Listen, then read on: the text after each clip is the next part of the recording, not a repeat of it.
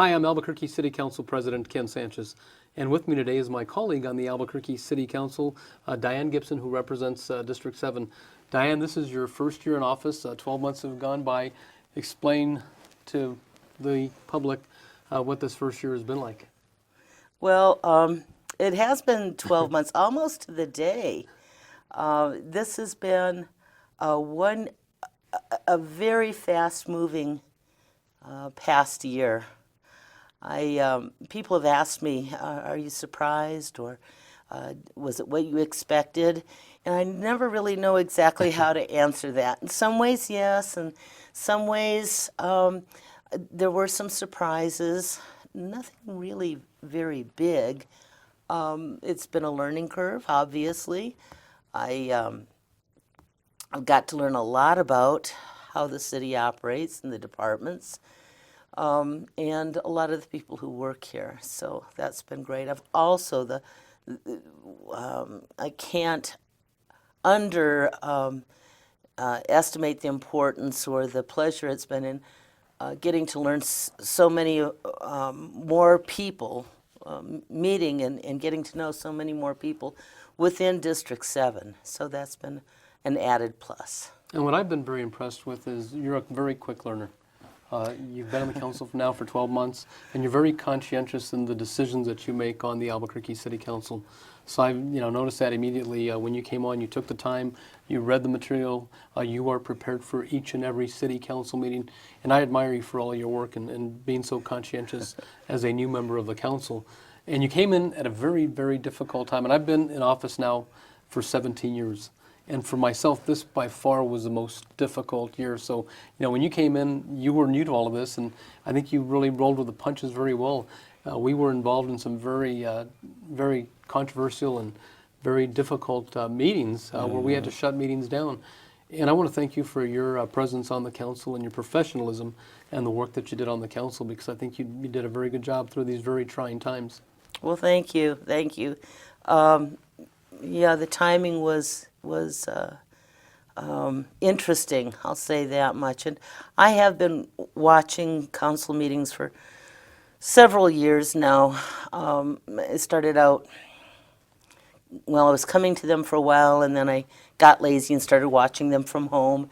And then probably about, maybe a year and a half before the election, I started coming back and sitting actually in chambers and watching them. So as far as the folks who are the most active and vocal protesters against APD, for example, I've watched that over a long period of time. But yeah, it's different being on the other side of the dais, and it's a responsibility that it's a different responsibility, knowing that there's that sentiment, very strong sentiment out there.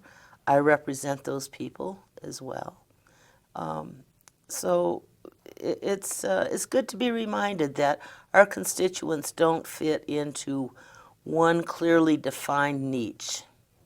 And running for the office, you were involved in two different campaigns. You ended up in a runoff with your opponent and ended up getting elected to the position. And I know you worked extremely hard. I think that people were saying that I had relatives that lived in your district that said that you'd knocked on their door 4 or 5 different times.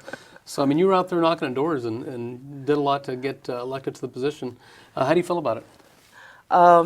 Well, I like to tell people it took me 2 elections and a small army to get elected. 2 very different campaigns, actually, and for 2 very different elections. I enjoy campaigning. I really do. In fact, I've talked with several elected officials since who've said, yeah, I really kind of like going out and burning up the shoe leather and talking with constituents at their doorsteps. So I don't feel like I'm certainly in a minority position there. I think there are a lot of us who gravitate towards public office who really do enjoy having one-on-one conversations with people. And I said it a year ago, and it's still just as strong, that I am very humbled and honored to be representing District 7. I mean, 1 year ago today, you put your right hand up and took the oath of office, and here we are 1 year later. What do you think has been your biggest accomplishment in these last 12 months as a city councilor? Well, we have 3 moderate to major street projects going on in District 7. All 3 are very important, and there are more that need to come out and get started. We'll be working on.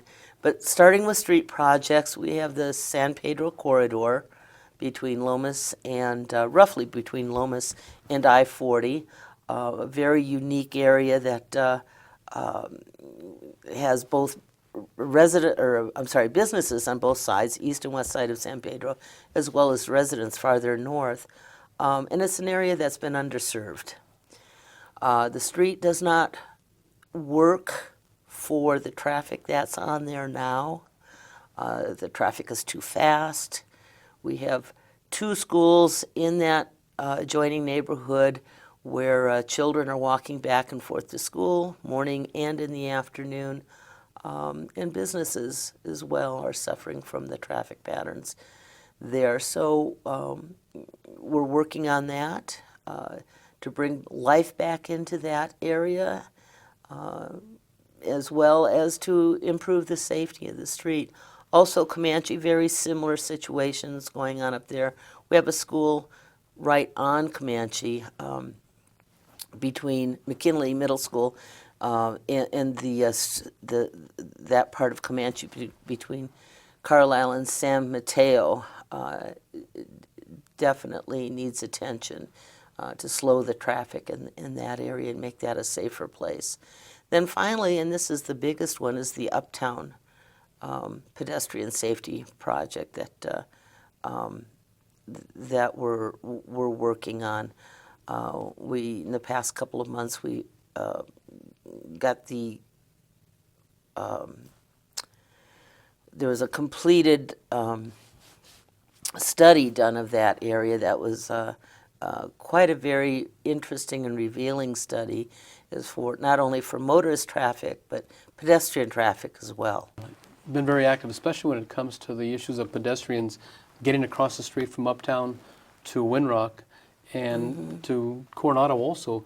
And we've got a new development taking place also in Winrock. I mean, that was one of the older malls that through the economy started to go down for years, and now it looks like it's coming back to life again. We've got a Dave & Buster's in there. Garduño's is still there. Right, right. We've got a new theater in there. And I know you've been working on the tax incremental development district with the developers on that project, but this is going to be vital, I think, to the economic development of this area and this community. And I want to thank you for your involvement in that area, because I think you've done a great job. So, yes, thank you for that. The Uptown area is the greatest producer of gross receipts tax for the entire state of New Mexico, so it's very important. Right now, the Winrock Town Center is being built out. Very excited about that. We have new stores that are moving in, and we'll be expecting Nordstrom Rack to be moving in, as well as DSW shoe stores. So very excited about that. But this does obviously increase traffic, which is not a bad thing, but we want to make sure that we're ready for it. So not only motorist traffic, but pedestrian traffic as well. And we want to, as well, encourage people to be able to park their car one time, do their shopping, maybe grab some lunch, have some entertainment, see a movie, and not be able to move their cars so many times. So there's a number of things that we're working on there. And we can't forget Coronado Center. Randy Sanchez invited us just recently to a re-grand opening of Coronado Center. They've invested millions of dollars into the center. There's a new H&M store in Coronado, and you represent a very exciting district, and that's where a lot of the economic dollars are being generated. and it's important that we have the representation that we need for that district, especially, again, in this economy. What do you have plans for this coming year as a member of the Albuquerque City Council? Well, more of the same. Obviously, we're going to be putting a lot of energy into the uptown area. And thank you for mentioning Coronado Mall. Randy Sanchez has done a great job, a marvelous job in managing that mall. He's just completed a facelift on the mall that has produced wonderful results. So, we have more parks in District 7 than any other district. So I will continue working with our Department of Parks and Recreation in refurbishing the parks that need it, making sure that they are maintained and kept up so that people in District 7 and throughout the city can continue to enjoy our parks. And it's unfortunate because you had a piece of legislation that went before the council, and we had the votes at the council to put additional money into our parks. We continue to grow our parks, but we don't have the personnel to maintain the parks. It's becoming a bigger and bigger problem as the capital projects continue to grow. We've got to have that personnel to make sure those parks are maintained. And I want to thank you for that legislation. It did pass the council, but it was vetoed. It was a veto message that was sent down by Mayor Berry, and it was sustained because we needed 6 votes to override that veto. Right. Unfortunately, we could not override that veto, and I think that legislation may have been perceived as, I don't know, perhaps mean-spirited or against the mayor. It certainly was not intended to be. Our parks do need attention, and that money could have been very well spent. It was one-time money, and I think that was some people's concerns that it was not recurring dollars. And real quickly, Councilor Gibson, we are running out of time. Can you please tell the viewing audience how they can get a hold of your office? I invite anyone to call me directly. You can call me on my cell phone, 720-6415. You can also reach my assistant, Chris Sylvan. His number is 768-3136, or email us. You can also visit our website. We take great pride in updating our website, and our contact information is there as well. Again, Councilor Gibson, thank you for your time in representing Council District 7. Thank you. Thank you.